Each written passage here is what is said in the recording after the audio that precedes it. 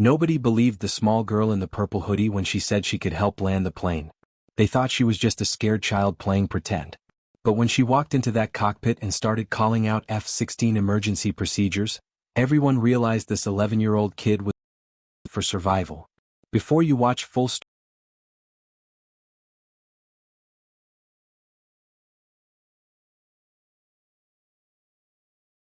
47 as 11-year-old Maya Chin settled into seat 14A, clutching her worn tablet and a backpack covered in cartoon patches. The flight attendant, Jennifer, leaned down with that special voice adults use for children. "Are you doing okay, sweetie? It's a long flight to Denver. Do you have games on your tablet?" Maya nodded politely, offering a shy smile. Jennifer patted her shoulder and moved on, never imagining this quiet child could be anything other than what she appeared.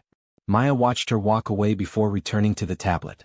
On the screen was a detailed technical manual with complex diagrams, but she quickly switched to a puzzle game as an elderly woman glanced over. The woman smiled at the sweet child playing innocent games, having no idea that seconds before, Maya had been studying emergency procedures for high-performance aircraft. No one on this plane knew anything real about her. They saw a small girl with dark hair and braids, wearing a purple hoodie with sparkles and light-up sneakers. They saw someone who needed help with the overhead bin, someone who ordered apple juice, someone completely harmless. What they could not see was the ghost living behind her eyes. For 3 years, Maya had fallen asleep reading her father's flight manuals, the same ones he used flying F-16 Fighting Falcons for the Air Force. Colonel James Chin had been one of the best fighter pilots in his squadron, and he had started teaching Maya about flying when she was 7.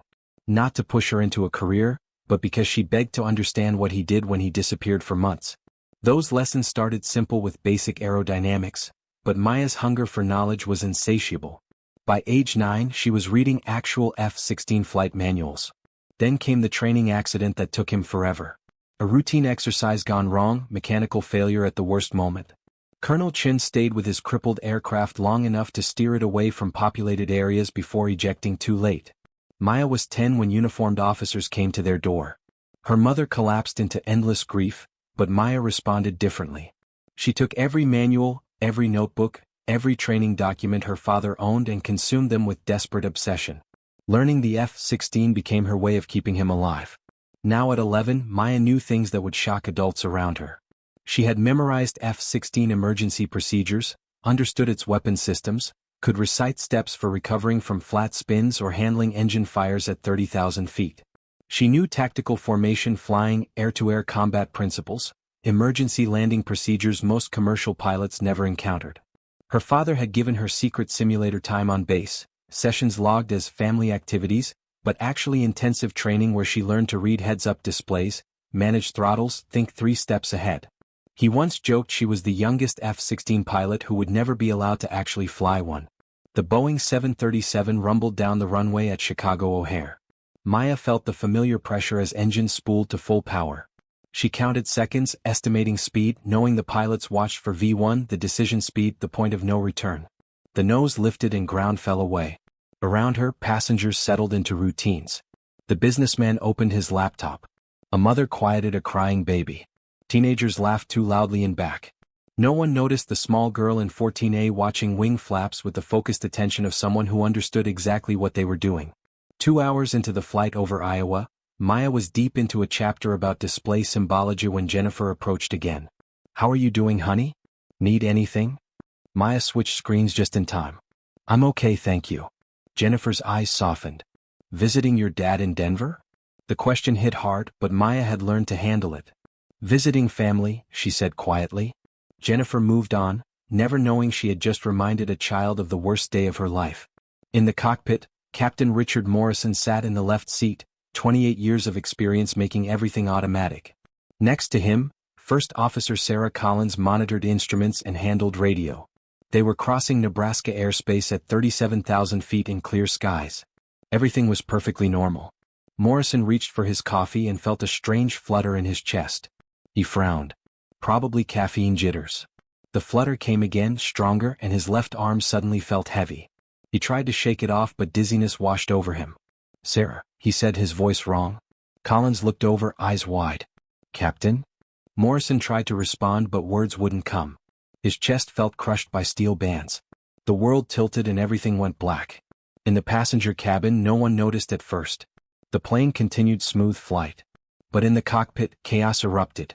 Collins grabbed Morrison as he slumped forward, hands sliding off the yoke, face gray and sweating. "Richard." "Captain Morrison." She yanked him back, fingers searching for a pulse and finding one rapid and irregular. She hit the call button while taking full control. Her training kicked in, endless simulator drills, but her hands shook because this was real, actually happening, 7 miles up with 147 people counting on her. Jennifer burst through the cockpit door and stopped dead. "Oh my God. What happened?" Collins kept eyes on instruments, trimming the aircraft. "Heart attack, I think. Get him out of that seat." "Is there a doctor on board?" Jennifer called for help over the PA, and within seconds another attendant and a nurse crowded in, working to unbuckle Morrison and lay him out where they could attempt CPR. Collins focused on flying, running through options, and every single one was bad. She could fly the 737 alone. That was not the problem. But Morrison had been entering new routing when he collapsed. She did not know what or why, meaning she needed to start over with navigation while dealing with this crisis. She needed to declare an emergency, coordinate with ATC for priority landing, manage panicking passengers, all while watching her captain possibly die 3 feet away. Her hands moved with practiced efficiency, but her mind raced. Behind her, the nurse did chest compressions while Jennifer held an oxygen mask to Morrison's face. Collins shut out the sounds because if she thought about Morrison dying she would lose concentration. She keyed the radio. "Denver Center, Flight 2847 declaring emergency. Captain incapacitated. Requesting immediate priority handling and vectors to nearest suitable airport." The controller's voice came back instantly. "Flight 2847, Denver Center copies emergency. Nearest suitable is North Platte Regional, 70 miles northeast. Turn right heading 045, descend and maintain flight level 240. Collins acknowledged and began the turn, scanning for any aircraft trouble. Everything functioned normally, the only good news in this nightmare. But as she started descending, a new problem emerged. Morrison had been reprogramming their route because of weather ahead, storms she now needed to navigate around, and she had no time to figure out his plan. Weather radar painted angry red cells off to their right, thunderstorms standing between them and North Platte like a wall. She would have to navigate around them manually while handling everything else. Behind her, the nurse looked up with devastation. "I'm sorry. He's not responding. I'm a geriatric nurse, not a doctor. I don't know if..." Collins cut her off firmly. "Keep trying. We're landing in 20 minutes. She hoped that was true. For the first time in her career, Sarah Collins felt real bone-deep fear. Jennifer stood at the front with shaking hands, figuring out what to say. Passengers had noticed the commotion. She made the announcement she hoped she would never make. "Ladies and gentlemen, Captain Morrison has experienced a medical emergency and we are diverting. First Officer Collins is fully qualified to land the aircraft. Please remain calm and stay seated with seatbelts fastened." The words were meant to reassure but had the opposite effect. The cabin erupted in gasps and frightened murmurs. The businessman across from Maya stood up, face red with panic. "What do you mean the captain had an emergency? Who's flying the plane?" Maya watched with strange calmness. She had seen fear before in her mother's eyes when officers came to the door. She knew what panic looked like spreading through the cabin like a virus. But she could also see something else. The plane was descending, meaning the co-pilot was executing emergency procedures. From the sun angle through windows, they had turned northeast toward the nearest airport. Engine note changes indicated throttles coming back. Everything told her First Officer Collins knew exactly what she was doing and was handling this correctly. But Maya also saw weather building outside. Dark thunderheads on the horizon, the kind her father taught her to respect and avoid. Commercial pilots were trained to navigate around severe weather, but that required time and mental bandwidth, two things the co-pilot might not have. Maya bit her lip, thinking through the problem the way her father taught her. Multiple threats, limited resources, time-critical decisions. The co-pilot was task-saturated, dealing with too many problems at once. Weather would force course deviations, complicating an already difficult approach. No one else on this plane understood aviation enough to help. Jennifer's voice came over the PA again, barely concealed desperation. "If there is anyone on board with aviation experience, please identify yourself immediately." Maya felt her heart pound. That announcement meant Collins needed help, needed someone who understood flying, needed another mind that could think through aviation problems. Adults around her looked at each other with wild eyes, but no one moved. The businessman sat down heavily, corporate confidence useless. College kids froze with fear. An elderly couple held hands and prayed. Maya's hand moved to unbuckle her seatbelt, but she stopped, doubt flooding through her. She was 11 years old. A child. Yes, she had studied F-16 manuals obsessively for 3 years, and yes, her father taught her things most adults never learned, but she had never actually flown anything real except simulator sessions. Never been responsible for an actual aircraft with actual lives at stake. She was just a kid who missed her dad and tried to keep him alive by learning everything he knew. What could she possibly do that a professional co-pilot could not do better? But then she thought about what her father used to say about fear. Courage was not absence of fear but the decision to act despite it. In an F-16 cockpit, there was no time for self-doubt, only action based on training. The worst thing any pilot could do in an emergency was freeze, let fear win, choose an action even when action might fail. Maya could almost hear his voice, calm and steady. Maya Bear, what do we know about emergencies? Perfect solutions are rare. Any action is usually better than no action. We use what we have, even if it's not everything we wish we had. She stood up. Every eye in her section turned to her with confusion. The businessman actually laughed, slightly hysterical. Sit down, kid. This is serious. But Maya ignored him and walked forward, light-up sneakers flashing with each step, looking absurdly childish in the crisis atmosphere. Jennifer saw her coming and moved to intercept with that gentle but firm adult tone. Sweetie, you need to sit down and buckle up. We're in an emergency and, Maya interrupted, and her voice was not a scared child's but something else entirely. I know about flying. I need to talk to First Officer Collins. Jennifer blinked, processing this impossible statement. Honey, I know you're scared but adults are handling this. You need to go back to your seat. Maya felt frustration rising. She did not have time to convince people she was not just a scared kid playing pretend. My father was Colonel James Chin, F-16 pilot. He taught me. I know emergency procedures and tactical aviation. I might be able to help. Something in her tone made Jennifer hesitate. Another attendant, Marcus, came forward. Jennifer, what's going on? Jennifer looked between them. This girl says she knows about flying. Says her father was a fighter pilot. Marcus looked down at Maya with obvious skepticism. Kid, this isn't a game. Real people could die if... Maya was not going to be dismissed again. She looked directly at Marcus. First Officer Collins is task-saturated. She's managing aircraft control, navigation around weather, emergency communications, and coordinating the captain's medical crisis. The announcement asking for aviation experience means she knows she needs help. I have knowledge that could be useful. If I'm wrong, I'll sit down. But if I'm right and you don't let me try, people die anyway. The logic delivered in such adult terms from a child's mouth stopped both attendants. Marcus and Jennifer exchanged a long look. Finally, Jennifer made a decision against every instinct about unaccompanied minors. Marcus, stay with the captain. I'm taking her up. She led Maya toward the cockpit, and passengers watching this impossible scene had no idea what to think. A child was walking into the cockpit during an emergency. It was surreal, illogical, impossible. The cockpit door opened and Jennifer brought Maya inside where Collins was fighting to save the aircraft. Collins glanced back, saw a child in a purple hoodie, and her face went through rapid expressions. Confusion, anger, disbelief. What is this? Jennifer, I need help, not... Maya spoke before Jennifer could explain, voice steady despite racing fear. First Officer Collins, my name is Maya Chin. My father was Colonel James Chin, F-16 pilot with the 35th Fighter Squadron. He trained me extensively. I understand you're dealing with multiple emergencies and I think I can help. Collins stared for a heartbeat that felt like an hour. Could this possibly be real? Could a child know anything useful? But Collins was also desperate, drowning in tasks. You know about F-16s? Her voice was sharp, testing. Maya nodded. Yes, ma'am. Primary flight controls, emergency procedures, tactical systems, emergency landing protocols. Collins made a snap decision. Fine. Jennifer, strap her into the jump seat. Kid, if you're lying to me, I swear to God.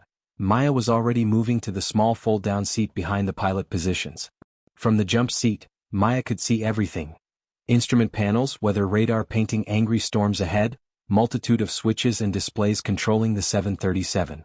It was different from F-16 systems but underlying principles were the same.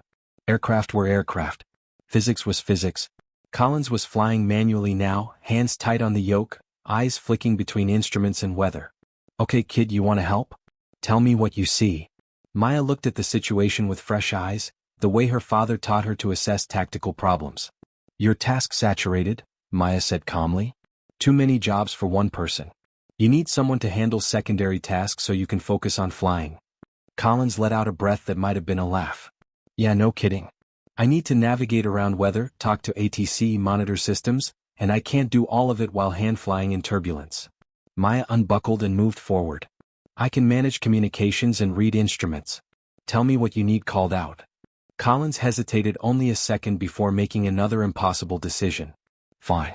Monitor altitude and airspeed.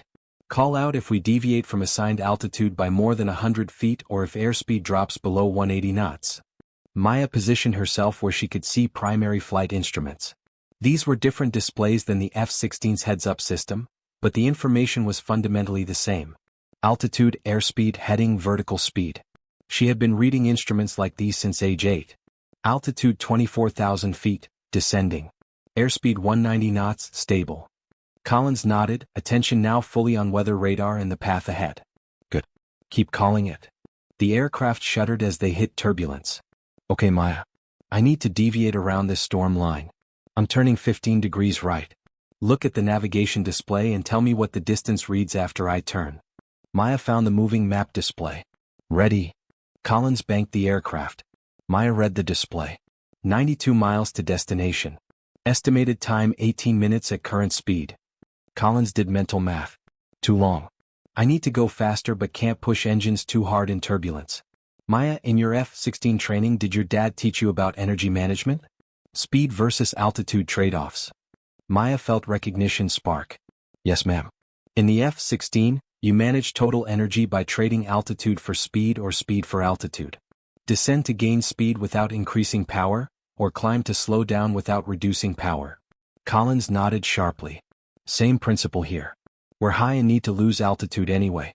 I'm going to increase descent rate and let gravity speed us up. Watch airspeed and tell me if we exceed 250 knots maximum safe speed. Maya watched as Collins pushed the nose down.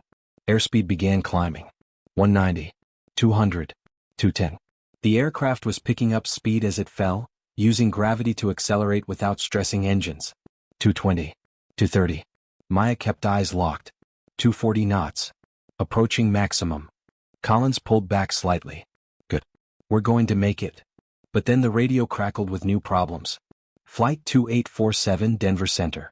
Weather at North Platte deteriorating rapidly. Winds 30 knots gusting 45, visibility 2 miles and heavy rain. Runway 28 cleared for approach. Collins cursed under her breath. A 45-knot gusting crosswind was at the 737's landing limits, maybe beyond them. 2 miles visibility meant she would barely see the runway until almost on top of it. This was worst-case stacking problems on problems. Maya could see tension in Collins' shoulders, white knuckles on the yoke. First Officer Collins, Maya said quietly, something in her voice making the pilot look at her. My father used to say that in emergencies you fly the aircraft first, navigate second, communicate third. You're trying to do all three at once. Let me help with navigation and communication. You just fly. Collins looked at this 11-year-old who somehow sounded like every instructor pilot she had ever had, and made a decision that might end her career if it went wrong but might save everyone if it went right. Okay. You handle the radio. Use this handheld. Call ATC and tell them we copy weather information and our continuing approach. Use proper radio protocol. Maya took the handset, heart pounding, and keyed the microphone the way she heard her father do it 1,000 times. Denver Center, Flight 2847. We copy the weather at North Platte, continuing approach to runway 28. Her voice was clearly a child's voice. There was a long pause before the controller responded. Flight 2847 Denver Center. Say again who is speaking. Maya looked at Collins who nodded. Denver Center, this is an additional crew member assisting First Officer Collins with communications during the emergency. Another pause longer. Copy that 2847. You are cleared to contact North Platte Tower on frequency 118.7. Good luck. Maya wrote down the frequency then looked at Collins. They're handing us off to tower.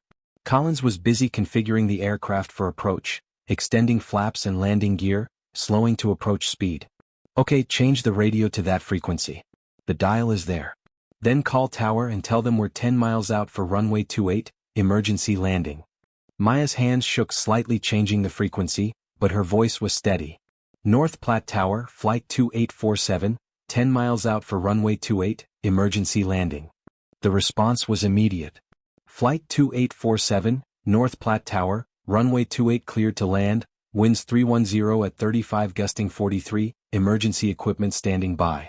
Maya acknowledged and repeated the information to Collins, who nodded grimly. The aircraft bucked in turbulence, descending through 15,000 feet. Rain began hammering the windscreen. Visibility dropped to almost nothing. Collins was flying entirely on instruments now. Altitude 10,000 feet, Maya called out. Airspeed 145 knots. Descent rate 700 feet per minute. Collins was hand-flying the approach, making constant tiny corrections for wind shoving them around. Maya, I need you to watch the localizer and glide slope. Those displays there. If the needles aren't centered, tell me which way and how much. Maya found the instruments, saw crossed needles showing whether they were left or right of runway centerline, above or below correct glide path. Localizer centered, glide slope centered, Maya reported. The aircraft dropped through rough air and needles jumped. Localizer drifting left, 1 dot. Glide slope still centered. Collins corrected right, fighting wind. Good. Keep calling it. 5,000 feet, Maya called. Airspeed 130 knots. Localizer centered, glide slope centered. They were getting close. Somewhere below in rain and clouds was an airport where rescue equipment waited and where they had one chance to get this right. 4,000 feet. Airspeed 125. Localizer and glide slope centered. Collins deployed more flaps. 3,000 feet. Airspeed 120. Localizer and glide slope centered. Maya's voice was mechanical now, focused entirely on the task, no room for fear or doubt. She was doing exactly what her father trained her for. Be the extra eyes, call the instruments, give the pilot needed information. 2,000 feet, Maya said, voice cracking slightly. Airspeed 115. Localizer and glide slope centered. They punched through cloud bottom and suddenly ground was visible, rushing up at terrifying speed. I have the runway, Collins said, voice tight. Visual.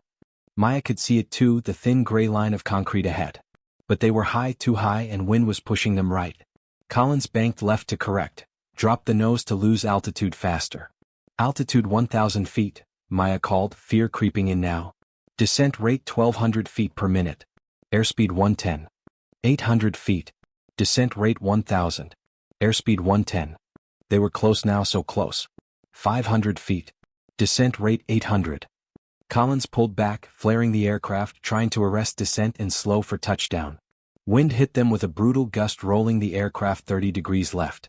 Collins slammed the yoke right, stomped the rudder, fighting to keep wings level. Come on, come on, come on, she muttered. 300 feet, Maya said, gripping her seat with white knuckles. Airspeed 100. They were seconds from either landing or crashing. 100 feet, Maya called, and Collins pulled the nose up, engines roaring as she added power. 50 feet. The runway was right there, and Maya closed her eyes for just a second, thinking of her father. The main landing gear struck the runway with jarring impact that rattled every bolt. The nose gear slammed down a moment later. Collins immediately deployed spoilers and thrust reversers. The 737 fishtailed as wind caught them, but Collins corrected, keeping them on centerline. They were slowing, speed bleeding off, and then they were rolling at taxi speed with emergency vehicles racing alongside, and Collins was laughing with relief as she turned off the runway and brought the aircraft to a complete stop. We're down, Collins said, voice shaking. We're down. We're alive. She turned to look at Maya, tears streaming down her face. You did that. You helped save us. Maya just nodded, unable to speak, adrenaline draining out and leaving her feeling hollow and exhausted. Emergency responders swarmed the aircraft. Paramedics rushed Morrison to an ambulance. Passengers evacuated down emergency slides into rain, shocked and grateful and alive. Collins shut down engines and sat for a long moment, hands still shaking. Then she unbuckled and pulled Maya into a hug that felt like it might break the girl's ribs. How? Collins finally asked. How does an 11-year-old know how to do what you just did? Maya's voice was small. My dad taught me. Before he died.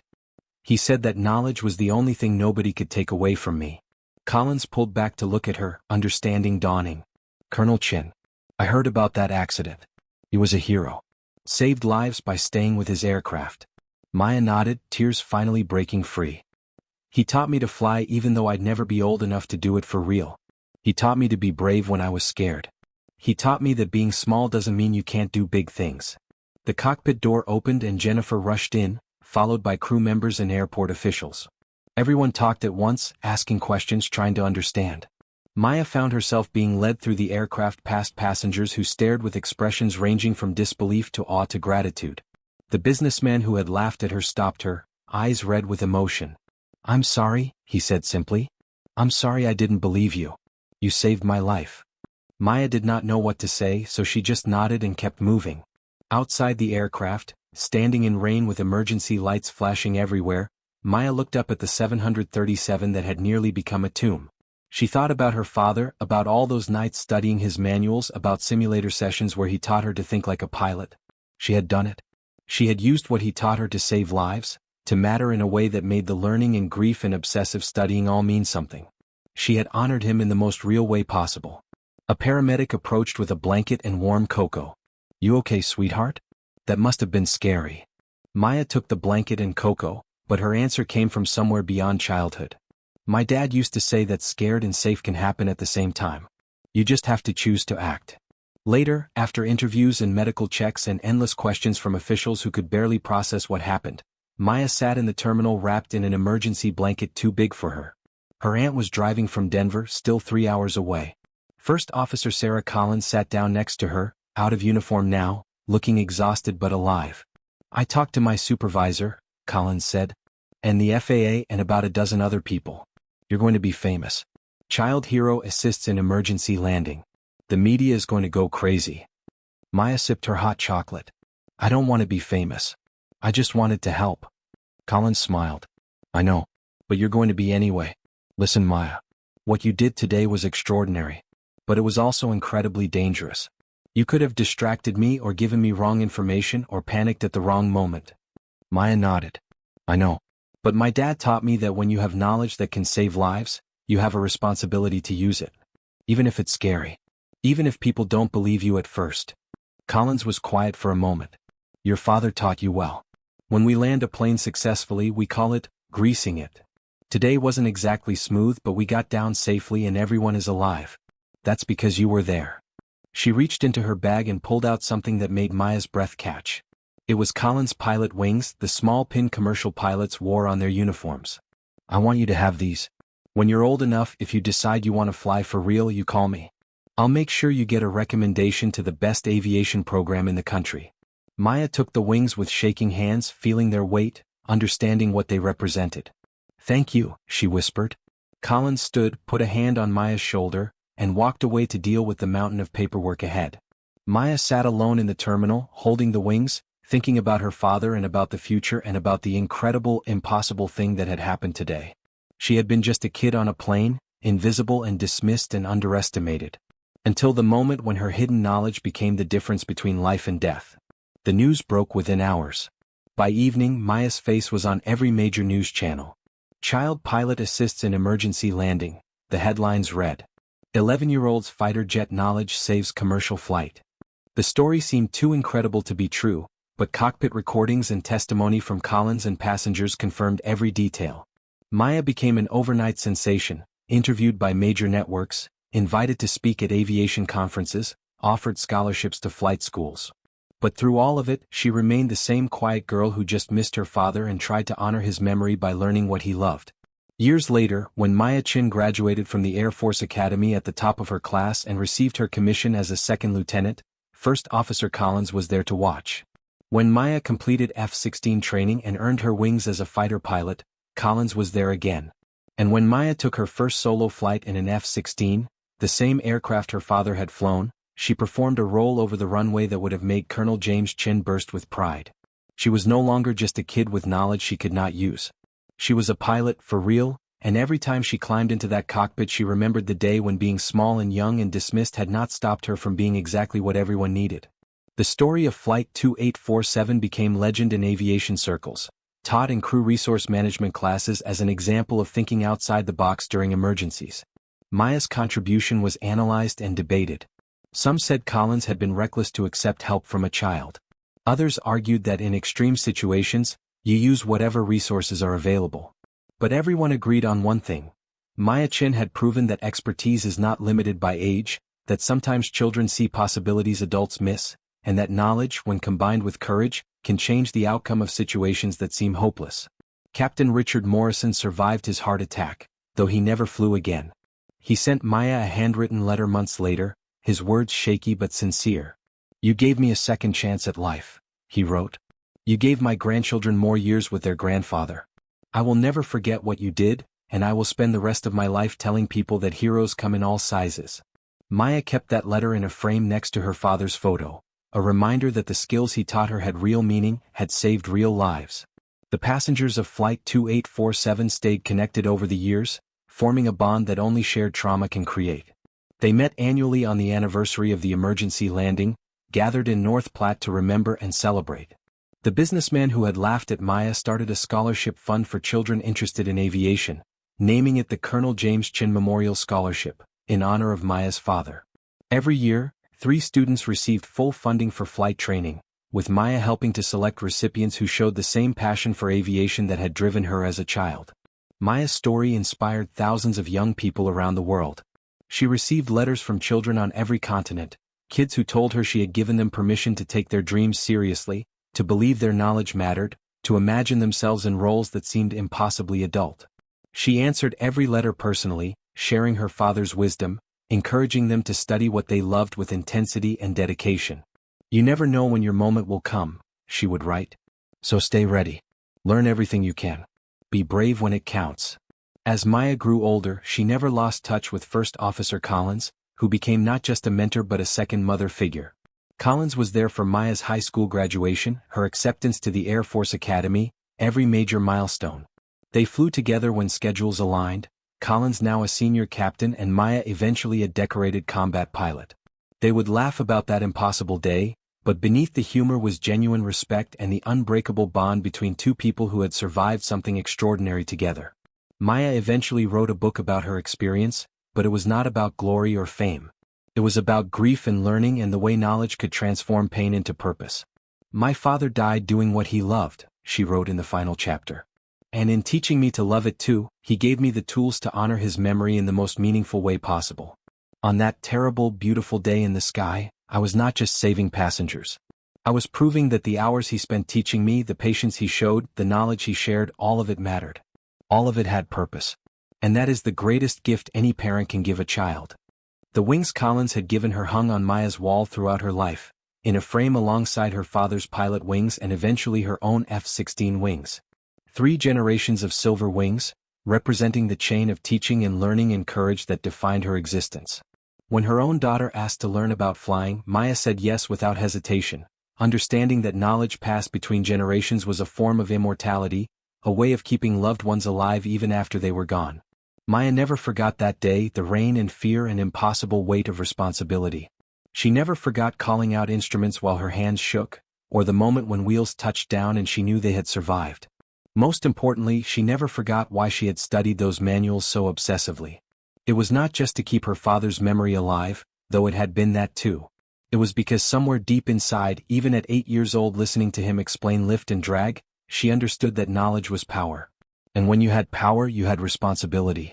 In the end, Maya Chin had been just a kid until the pilot passed out mid-air.